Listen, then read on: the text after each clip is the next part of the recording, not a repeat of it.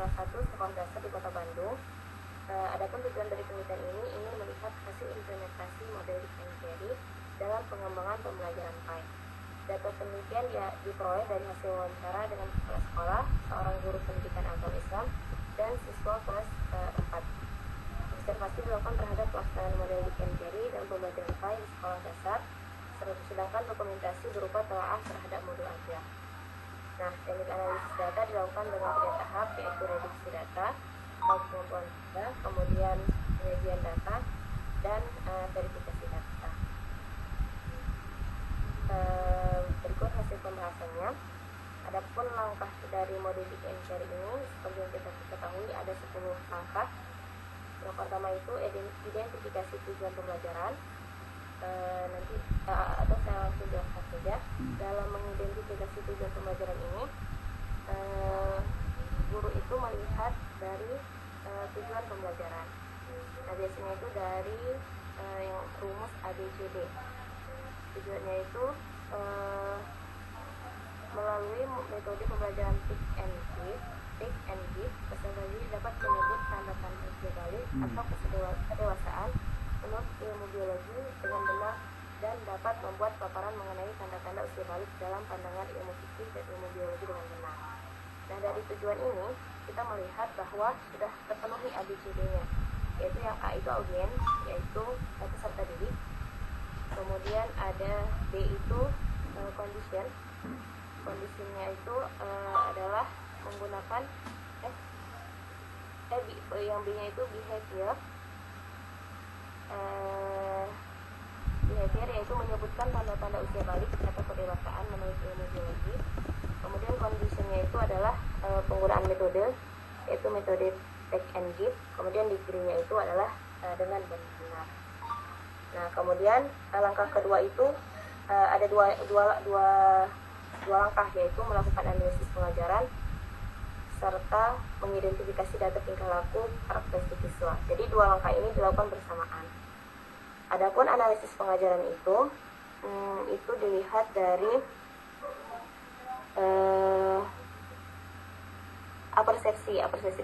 apersepsi guru dalam pembelajaran yang mengingatkan kembali pembelajaran sebelumnya.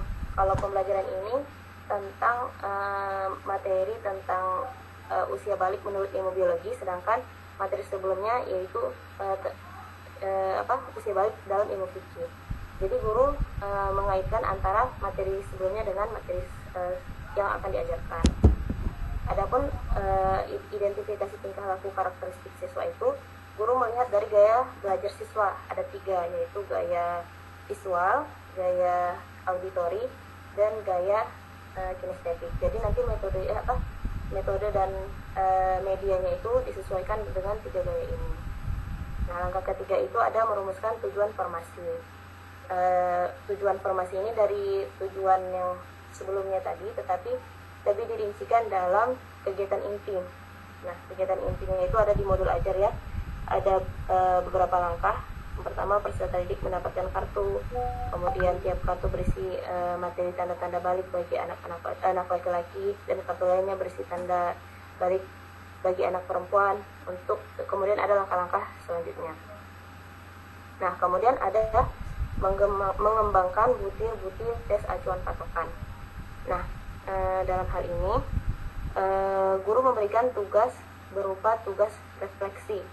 Jadi butir-butir tes acuan patokan ini itu pada tes formatif ya namanya, dimana dalam hal ini guru mengambil pada tugas refleksi pada rubrik aku tahu dan aku bisa dan sikapku. Kemudian ada juga penilaian untuk mengukur ketercapaian kompetensi, terlampir di modul ajar dilengkapi dengan pertanyaan, jawaban, dan langkah-langkah. Jadi ada 2.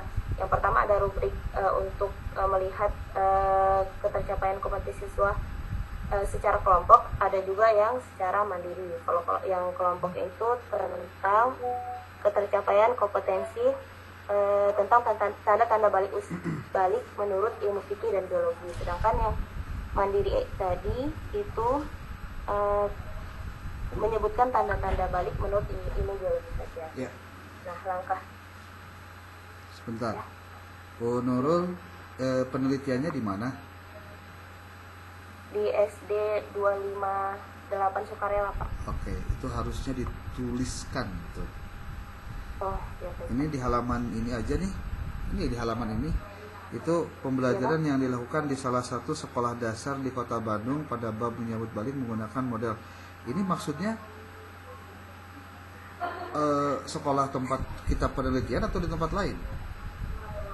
Di penelitian, Pak, di itu. sekolah. Jadi bahasanya harus bahasa yang langsung menukik pada lokasinya. Oh ya. Dan ketika dituliskan si lokasinya itu harus lengkap. Jadi lengkap tuh gini. Contoh SDN apa? SDN 258 Sukarela Bandung. Nah, Sukarela Kota Bandung contohnya. Jadi jelas tuh. Oh ya, baik, Pak. Terus yang kedua, ini saya coba ditarik ke atas. Ini, Pak. Pertama, kalau di dalam hasil dan pembahasan itu kan ada temuan, ada pembahasan ya. Iya, Pak. Nah, Ya. kalau pembahasan itu fokusnya adalah pada temuan hasil saja, tidak perlu banyak mengutip. Kalau di pembahasan ya, Pak. Kecuali di pembahasan. Jadi sebetulnya pembahasan itu mengomentari apa yang ditemukan pada saat kita melakukan penelitian. Ini yang suaranya bocor siapa ini? Gini jadinya. Jadi pada saat menuliskan temuan itu Anda hanya mengutip temuan hasil dari wawancara, observasi, dan studi dokumentasi. Itu. Atau sebaiknya berarti hasil dan pembahasan itu dipisah ya, Pak? Dan memang seharusnya dipisah supaya tidak paduk gitu. Jadi Anda temuannya dulu apa, sebutkan aja temuannya bahwa yang pertama apa tadi? Sebelum melakukan melakukan identifikasi tujuan.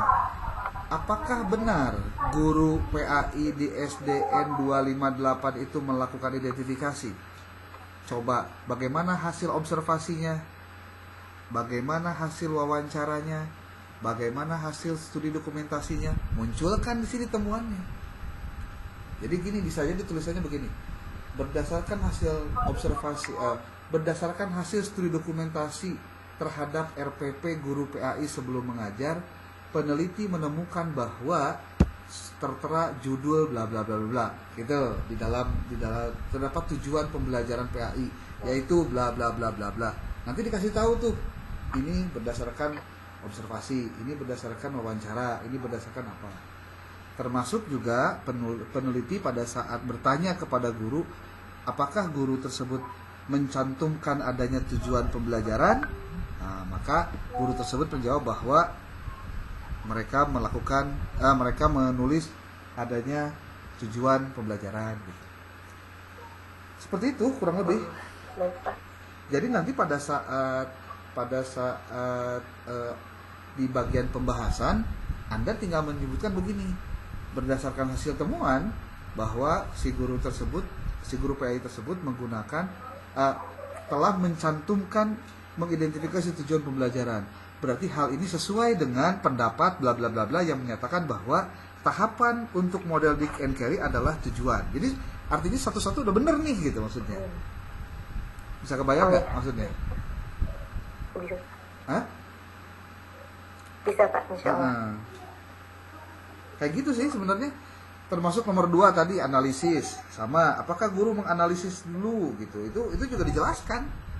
Apa hasil temuan, jadi di temuan itu tidak mengutip dari referensi apapun kecuali dari wawancara aja. Ya, temuan hasil dari studi dokumentasi dengan observasi, itu aja, fokusnya di situ.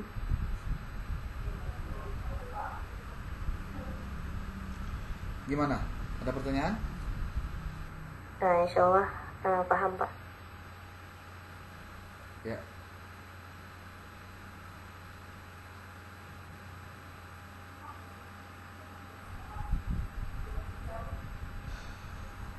Sok, ada pertanyaan lagi? Coba ke bawahnya. Bapak izin bertanya boleh Pak? Boleh.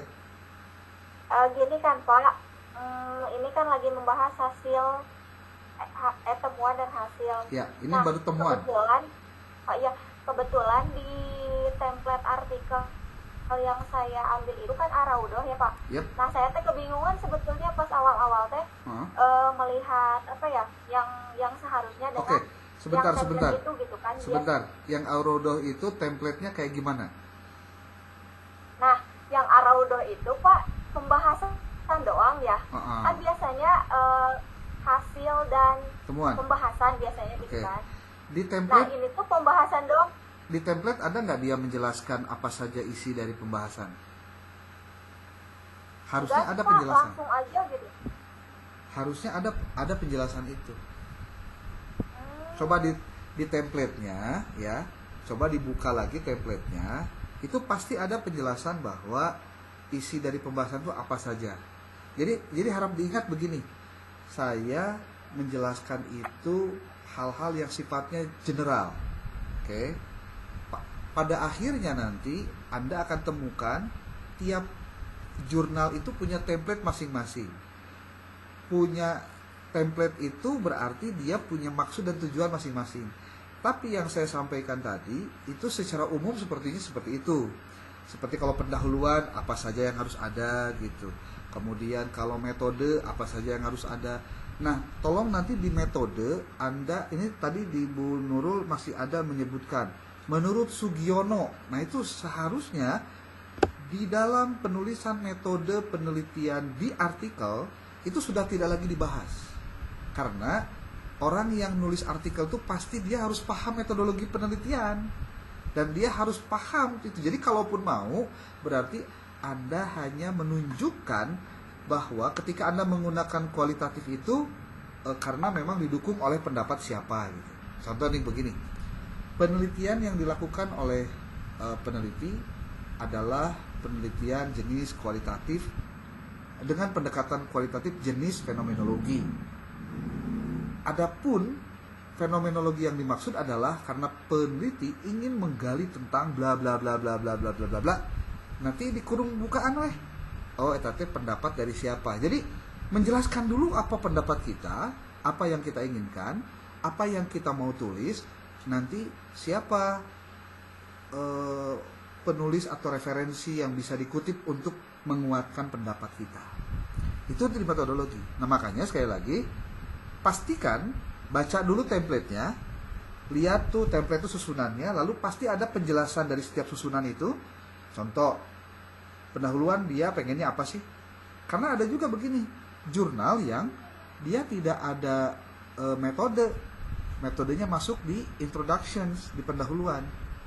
Tapi ada landasan teori. Nah, ini ada juga yang begitu. Kalau nggak landasan teori, itu biasanya ada landasan teoretik atau ada lagi literatur review. Jadi istilahnya macam-macam. Nah, kalau begitu bagaimana caranya untuk bisa mengikuti arah dan keinginan dari jurnal tersebut? Anda coba baca 1 atau 2 artikel terbitan terakhir, 2 terbitan terakhir, coba dilihat bagaimana strukturnya. Kayaknya nggak bakalan jauh deh. Gitu.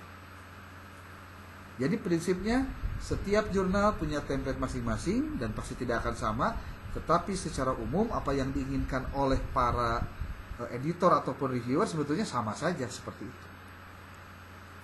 Cuma beda kemasan lah. Kalau kita mah di sini nasi gorengnya asin, di sana mah pedas gitu aja. Tapi kan nasi goreng gitu, ya. Cara bikinnya mah relatif sama lah. Tapi kan ada yang panas apinya duluan, ada yang panas apinya belakangan, ada yang dikasih kecapnya di belakang, ada yang dikasih kecapnya di depan, macam-macam sebenarnya. Tapi intinya mah nggak bakalan jauh gitu. Masa sih mau bikin nasi goreng tapi nggak pakai nasi kan? Nggak lucu gitu ya. Oke, gitu Bu Siti Wildan. Bapak siapa turun? Oke, kalau ada apa lagi boleh disampaikan. Bapak untuk penelitian di NKRI ini kan ada 10 langkah ya Pak. Yang 10 itu ada evaluasi sumatif. Ya. Sedangkan kan evaluasi sumatif itu biasanya di UAS ya Pak, di akhir Betul. gitu. Tapi jadi saya cuma 9 langkah itu nggak masalah atau gimana ya Pak? Eh, sebetulnya kalau misalkan tidak bisa semuanya, kita akan tuliskan di situ bahwa kelemahan dari penelitian ini adalah, nah gitu, kita tidak melakukan utuh. Ada bagian dari langkah dari Dick and Carry yang kita tidak bisa lakukan, yaitu yang sumatif. Kenapa? Karena kita penelitiannya dalam rentang waktu tertentu, nah gitu. Bukan rentang waktu panjang sampai dengan akhirnya dituliskan ininya apa sampai akhir semester gitu maksudnya. Kita kan hanya mengujikan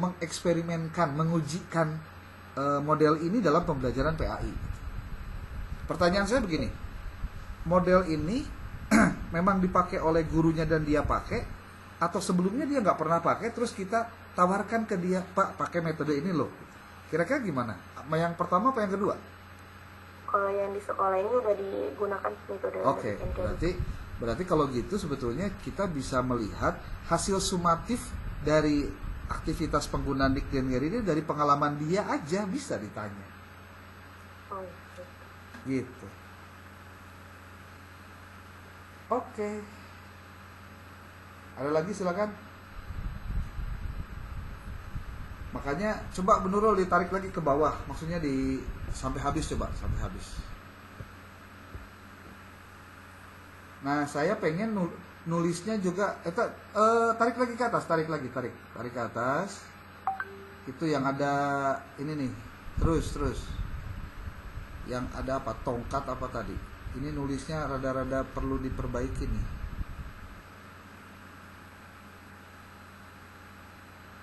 Terus dikit lagi. Kayaknya harus dari saya ya mestinya ya. Tapi nggak apa-apa lah. Oh itu udah kesimpulan ya.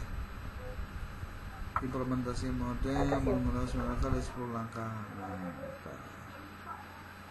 itu aktivitas pakai V ya, bukan pakai F.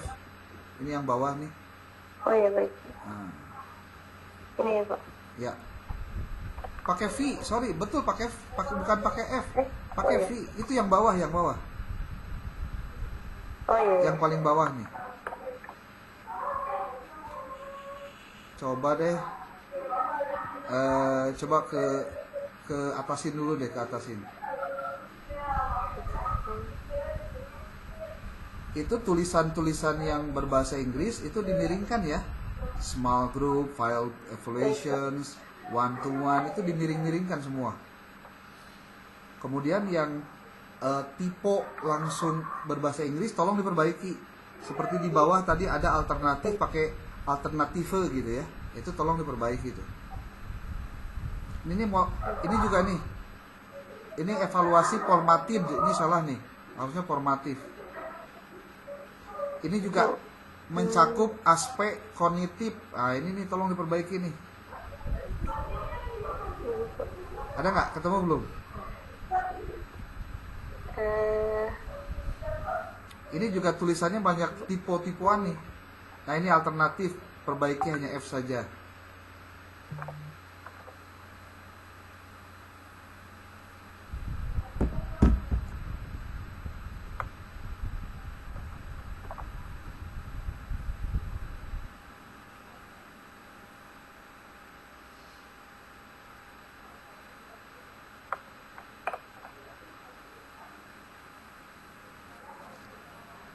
Bu Nurul di atasnya masih banyak tipe-tipe, makanya dibaca lagi satu-satu ya. Dibaca lagi per paragraf. Nah, oke, silakan keluar dulu, Bu Nurul, keluar dulu. Ditarik itunya. Keluar. Biar nanti saya coba Ini sudah di-upload di grup belum? Di web belum? Di Google Drive belum? Di Google Drive udah Pak. Udah. Nanti tolong dicek teman-temannya yang belum upload di Google Drive siapa saja, biar nanti saya akan coba percepat untuk revisi oleh saya gitu. Nanti keterangannya saya akan coba pastikan segera lah diberesin gitu. Atau kalau memang mau lebih cepat Gimana ya caranya? Kirim japri ke saya aja langsung boleh lah. Nanti Bu Nurul kumpulkan dulu sendiri, upload tetap aja di Google Drive, nanti sisanya di WA kirim ke saya japri juga boleh untuk mempercepat.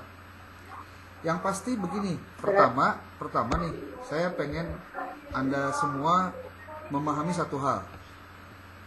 Menulis artikel ke jurnal manapun itu harus memahami paling tidak 5 hal. Ya, 5 hal. Pertama, pahami tentang yang namanya ruang lingkup jurnal itu. Apakah sesuai atau tidak dengan artikel kita. Ya. Kalau tidak sesuai dengan artikel kita, cari yang lain. Oke. Scoop-nya dulu, itu yang paling penting. Setelah yang ke satu ini beres, maka yang kedua, yaitu Anda harus tahu gaya selingkung dan aturan penulisannya. Jadi dari mulai sistematika, struktur dan lain-lainnya itu harus sama. Kalau ternyata si jurnal itu sudah menyiapkan ada word yang dia jadikan template, itu Anda ambil, Anda langsung timpakan dirinya si artikel Andanya gitu. Kemudian nanti sesuaikan dengan urutan-urutannya. Itu yang kedua. Yang ketiga, pastikan ketika mendaftar itu Anda lengkapi dengan yang namanya nomor handphone. Jangan sampai nggak ada nomor handphonenya di biodata. Nah, nanti Anda harus pastikan nih si jurnalnya itu berbayarkah atau tidak. Kalau berbayar, cari yang paling murah. Kalau tidak berbayar, cari banyak sebetulnya yang sudah bersinta tapi gratis. Walaupun harus ngantri nggak apa-apa, yang penting ada loanya. Saya tidak memaksa harus Anda pengen bayar semua. Kalau misalkan Anda, Pak ada cuma 150, iyalah nggak apa-apa, saya juga pengen cepat, contohnya ya nggak masalah, itu hak Anda. Maksud saya yang paling penting ada yang keempat nih. Apa yang keempat? Anda harus menghubungi editornya. Hubungi editornya, tanya dulu, mohon maaf Pak, saya mau tanya apakah masih ada slot atau kemungkinan saya bisa masuk publish di bulan anu gitu. Jadi pastikan Bapak Ibu mengetahui juga kapan artikel ini terbit. Jadi kapan waktunya terbit si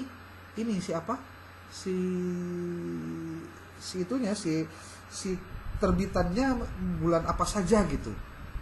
Kemudian kalau misalkan kalau artikel saya seperti ini kira-kira masuk nggak ya gitu. Ini sebagai tugas saya pengen dapat LOA-nya gitu. Kan bisa begitu. Anda komunikasi aja.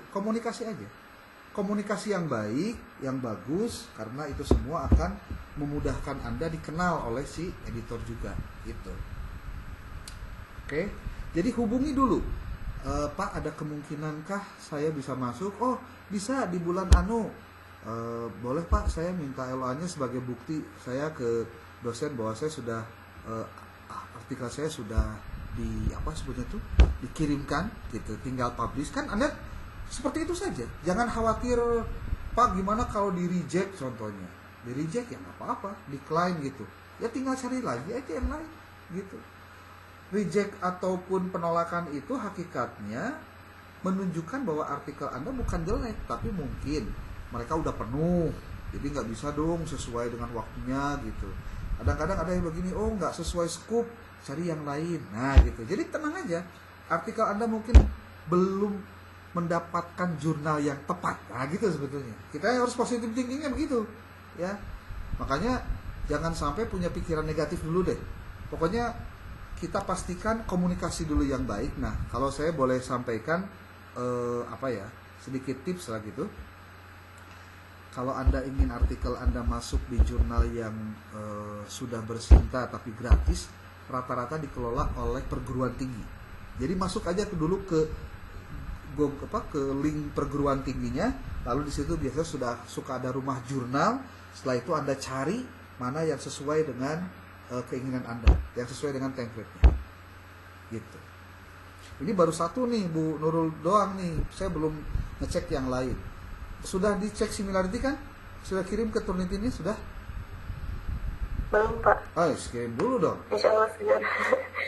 Kalau nggak dikirim dulu nanti repot. Termasuk Kenapa saya minta yang Word untuk dikirimkan ke saya? Karena di Word itu nanti saya bisa langsung komentar gitu.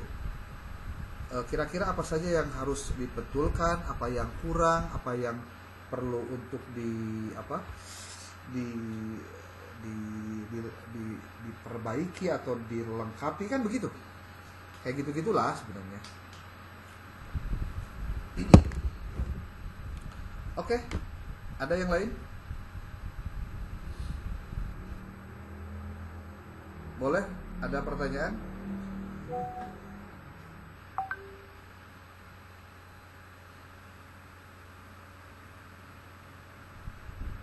Nomor 5 tadi apa ya? Kan nomor 1 pahami ruang lingkup. Oke. Dua gaya aturan. Kayaknya belum semua nih saya ngomong juga.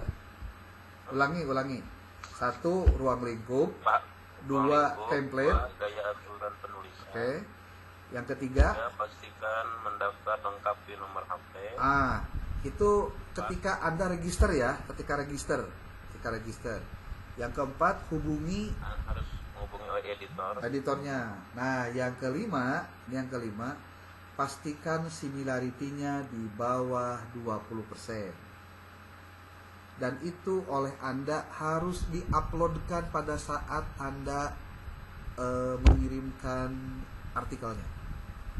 Kenapa? Karena ini akan memberikan kesempatan kepada editor untuk melihat bahwa bener nih naskahnya rapih. Nah, itu karena sudah dicek similarity.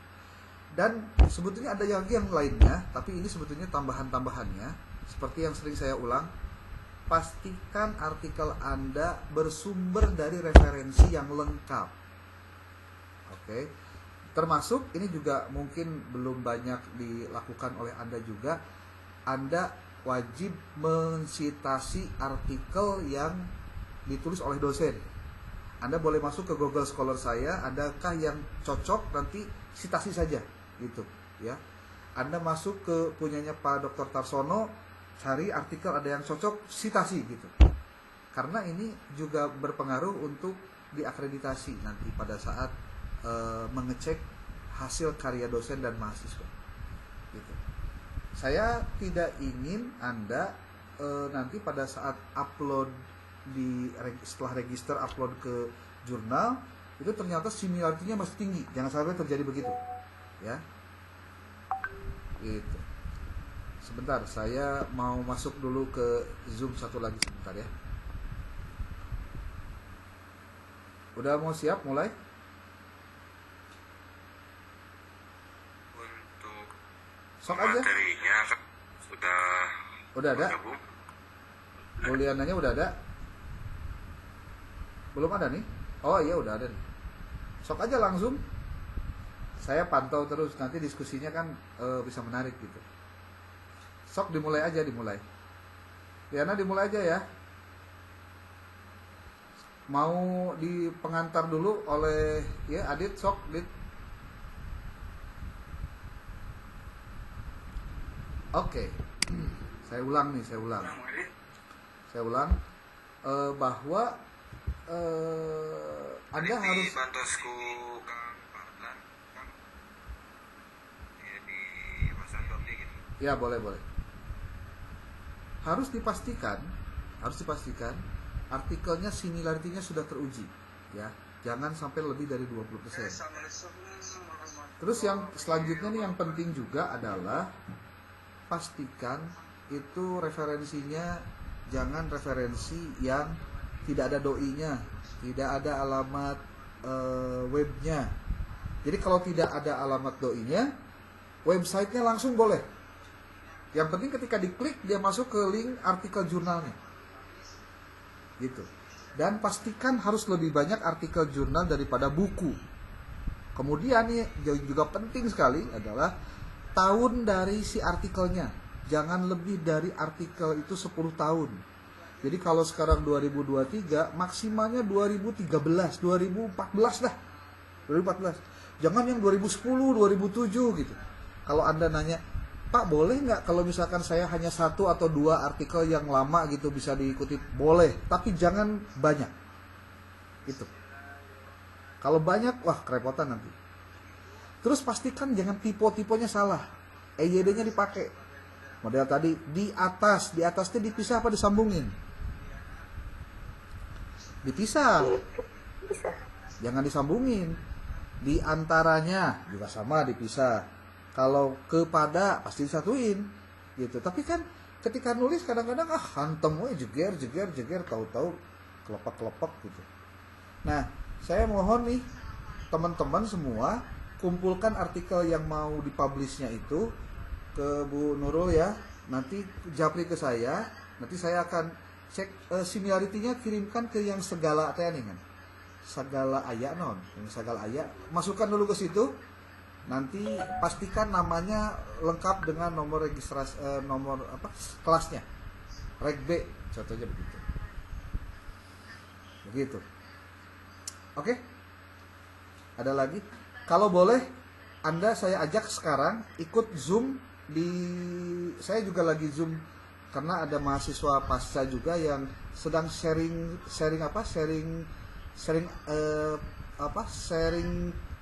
pengalaman tentang bagaimana dia menulis dan publish artikel di jurnal. Oke? Kita lanjut ke link satu lagi ya. Sok, ditunggu di grup sebentar. Sok, ini ditutup aja dulu, tutup. Nanti diskusinya di link yang ini ya. Oke? Ya.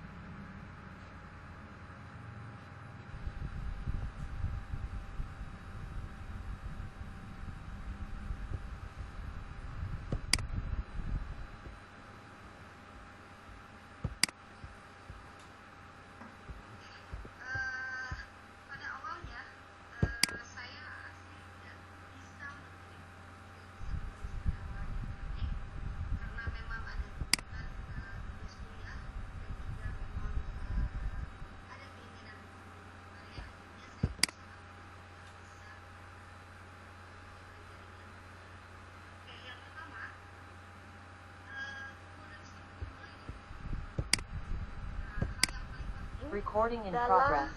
kepenulisan, dunia kepenulisan adalah ide atau gagasan.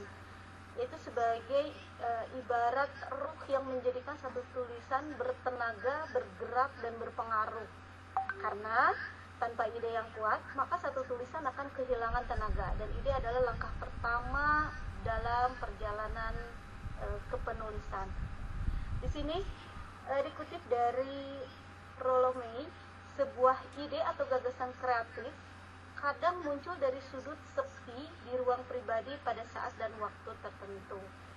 Jadi ide itu bisa tumbuh di mana saja, bisa berkembang di mana saja, sekalipun itu dalam sudut yang sepi, gelap. Oke, kemudian harus berani berpikir out of the box.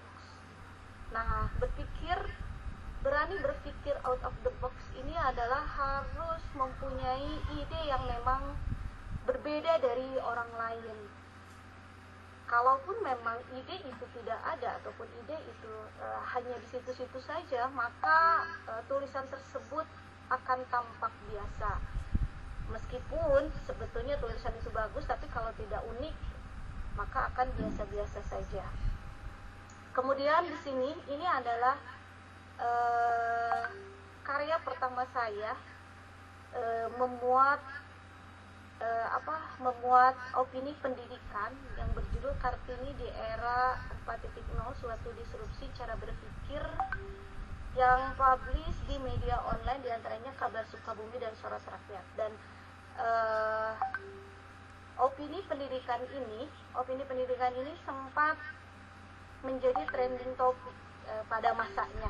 Waktu itu tahun lalu ya, kalau nggak salah tahun lalu sekitar bulan April kalau nggak salah.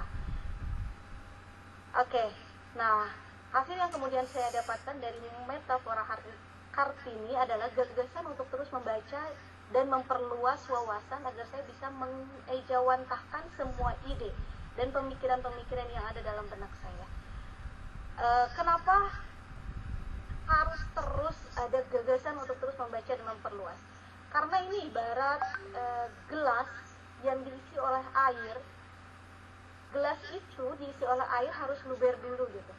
Nah, sama halnya seperti dalam diri kita. Ketika pengetahuan itu sudah ada dalam diri kita, ketika wawasan itu sudah ada dalam diri kita, maka kita pun akan banyak ide untuk bisa menulisnya gitu. Kemudian opini pendidikan ini saya menilainya out of the box. Kenapa? Karena ini menemukan momentum pada hari Kartini pada saat itu. Kenapa? Karena memang di dalamnya dimuat sebuah tulisan-tulisan yang memang Kartini pada masa zaman sekarang. Kartini yang up to date, yang dengan pemikiran-pemikiran modernnya. Kemudian,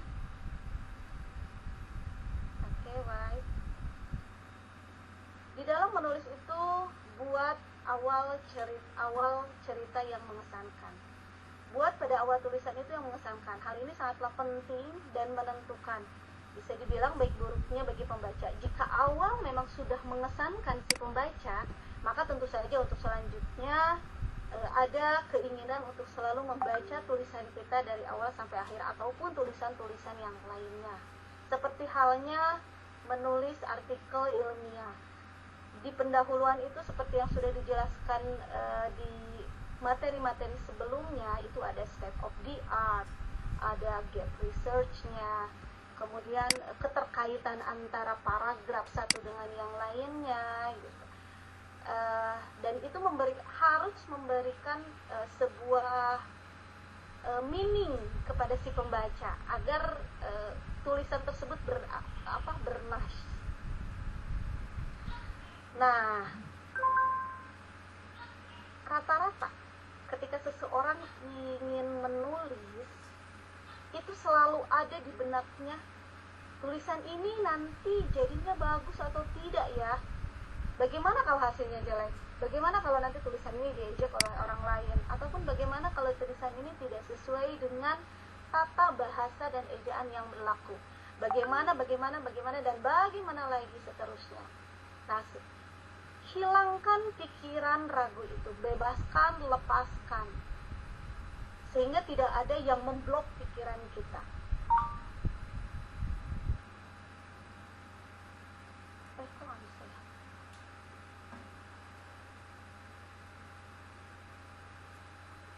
Karena sebenarnya menulis itu sangat gampang. Dengan cara bagaimana? Ya caranya harus mau latihan, praktis, menulis secara fokus dan kontinu dengan penuh kesungguhan. Seperti halnya filosofi belajar naik sepeda. Ketika sepeda itu kita kayuh, terus-menerus kayuh, maka akan sampailah pada titik tujuannya. Ya, practice and practice again. Kemudian menulislah dari hati. Saat menulis, kita tuangkan dengan kesungguhan hati, tidak boleh terpaksa, dipaksakan atau memaksakan diri. Menulis dengan hati, setelah itu perbaiki dengan akal.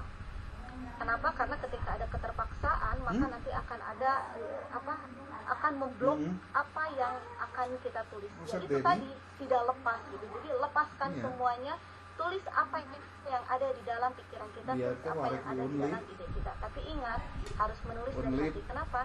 Karena memang dari tulisan tersebut, ketika kita menulis dari hati, itu akan ada ruh, dan nantinya tulisan-tulisan kita itu akan bernas, akan sampai pesannya pada si pembaca.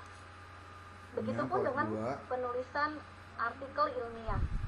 Segala sesuatu pengetahuan dan wawasan dan analisa yang ada di dalam artikel ilmiah tersebut itu akan nyampe kepada pembaca ketika memang kita menulis dari hati. Oke? Karena memang cukup ada experience yang mengesankan dari pertama tulisan saya di opini opini pendidikan tentang Hari Kartini, maka dari situ akhirnya semua tugas-tugas kuliah saya jadikan sebuah tulisan-tulisan ringan yang pada akhirnya banyak dimuat di media sosial ya, di media online. Nah, ini adalah berikut tulisan-tulisan saya yang sudah dimuat di media online. Dan ada satu tulisan yang yang bertemakan tentang satu mata kuliah yang diajarkan di kuliah waktu itu ya. Waktu itu semester berapa? Semester 2 atau 3 kalau nggak salah. Nah, ini dia. Cara praktis analisa the 7S method sederhana di lembaga pendidikan Dasmen. Ini termasuk ke dalam opini publik yang publish di 6 Juli 2022 dan cukup trending topik juga. Dan pada akhirnya tulisan ini saya jadikan artikel ilmiah. Nah, dari sinilah saya membuat dan belajar menulis artikel ilmiah dengan menguak 7S method, tapi hal ini berbeda sekolah. Nah, ini adalah artikel pertama saya, yaitu yang berjudul Analisis Kinerja Proses Pendidikan dalam Perspektif 7S McKinsey. Ini dimuat di jurnal ISEMA Sinta 3, dan ini adalah artikel pertama kali, dan ide dari artikel ini adalah buah dari tulisan-tulisan sederhana saya dari sejak April 2022. Akhirnya menjadi sebuah artikel ilmiah, dan ini lokus penelitiannya di Pondok Pesantren Zikir Al-Fatih Kota Sukabumi. Lalu bagaimana teknik parafrase yang saya lakukan dalam menulis artikel ilmiah? Karena memang saya berangkat dari tulisan-tulisan sederhana yang dimuat di media online. Oke, yang pertama, mengapa perlu parafrase? Jelas. Secara umum, parafrase itu untuk menghindari plagiarisme. Secara umum untuk itu ya, untuk meminimalisir similarity-nya. Kemudian, bagaimana saya menggunakan teknik parafrase? Nah, yang pertama adalah merubah dari klausa ke frase. Kemudian yang kedua, merubah dari kalimat langsung menjadi kalimat tidak langsung ataupun bisa sebaliknya. Kemudian yang ketiga, merubah kalimat aktif menjadi kalimat pasif atau sebaliknya, merubah sinonim dan merubah bentuk kata. Nah, merubah bentuk kata, memakai kata keterangan